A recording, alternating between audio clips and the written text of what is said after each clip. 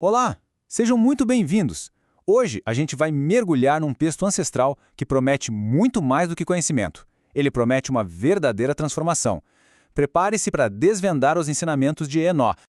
Vamos começar com uma pergunta bem poderosa. Já imaginou se existisse um livro, uma espécie de chave, capaz de abrir as portas para os grandes mistérios do universo e do nosso próprio propósito aqui dentro? Agora pensa só, e se essa chave que todo mundo achava que estava perdida para sempre na história, de repente estivesse bem aqui ao nosso alcance, oferecendo respostas que a humanidade busca há milênios? Pois é, esse texto existe e tem nome, é o Livro de Enoque. Ele se apresenta como a resposta para essas perguntas. Um registro antiguíssimo que, mesmo tendo ficado escondido por séculos, influenciou profundamente outros textos bíblicos.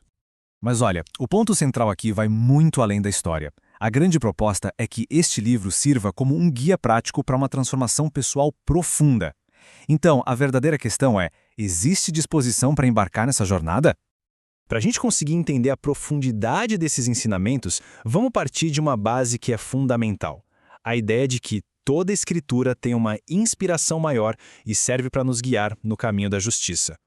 É aqui que a gente começa a entender o peso espiritual de Enoque. O livro não é só um relato místico, sabe? Ele joga uma luz sobre a batalha invisível entre o bem e o mal. E lá no judaísmo antigo, essas visões foram cruciais para moldar o entendimento sobre o juízo de Deus. E não pensem que é um texto isolado, não. A influência dele é enorme.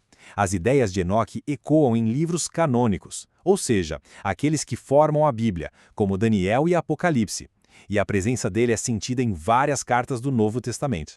E essa influência não é nada sutil, viu? Para se ter uma ideia, o livro de Judas, lá no Novo Testamento, cita uma profecia de Enoque diretamente na cara dura. Isso prova que os ensinamentos dele eram conhecidos e respeitados lá no início do cristianismo. Tá, mas e aí? O que isso tem a ver com a gente hoje?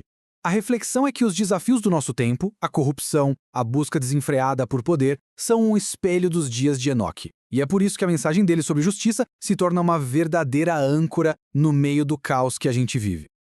Isso tudo nos leva a uma questão bem prática: como aplicar esses ensinamentos? O princípio é até que simples: examinar tudo, analisar as coisas e ficar com aquilo que é bom, que constrói.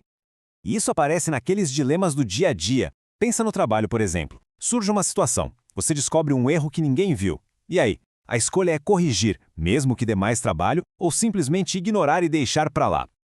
Ou então, nos relacionamentos, um amigo está claramente no caminho errado. O que fazer? Passar a mão na cabeça para manter a paz ou ter aquela conversa difícil, mas com amor, para tentar ajudar a pessoa a enxergar? E talvez o mais desafiador de todos, o dilema interno. Diante de uma mágoa, de uma ofensa, qual vai ser o caminho? Alimentar o ressentimento dia após dia ou buscar a libertação que vem com o perdão? Para esses dilemas todos, a sabedoria de Enoque oferece uma perspectiva bem clara.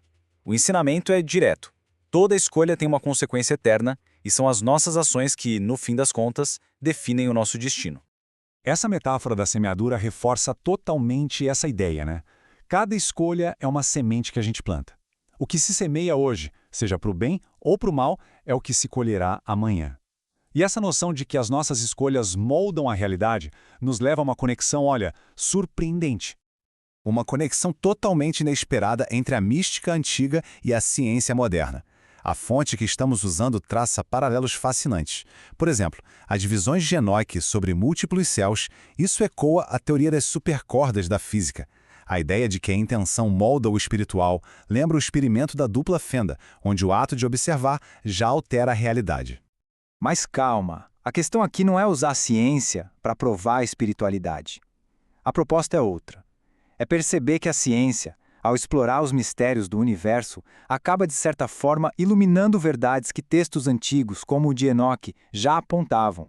E este verso parece que captura perfeitamente essa harmonia. Não importa se a gente olha pela lente da fé ou da ciência, os céus parecem sempre declarar a glória de uma ordem maior.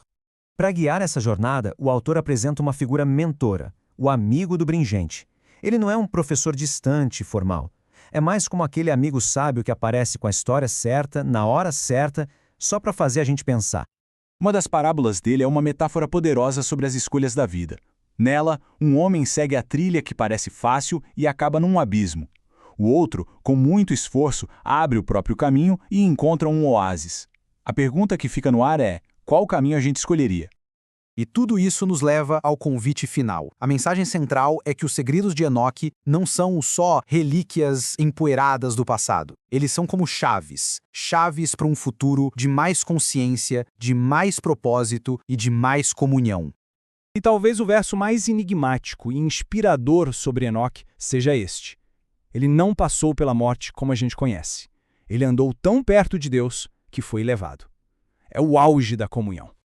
Com toda essa inspiração, a proposta do livro é muito clara. A jornada de transformação de cada pessoa pode sim começar exatamente agora. E tudo se resume a esta pergunta final. Um convite pessoal, direto. A jornada está proposta. A decisão de começar essa caminhada em busca de uma comunhão mais profunda, agora, essa decisão pertence a cada um.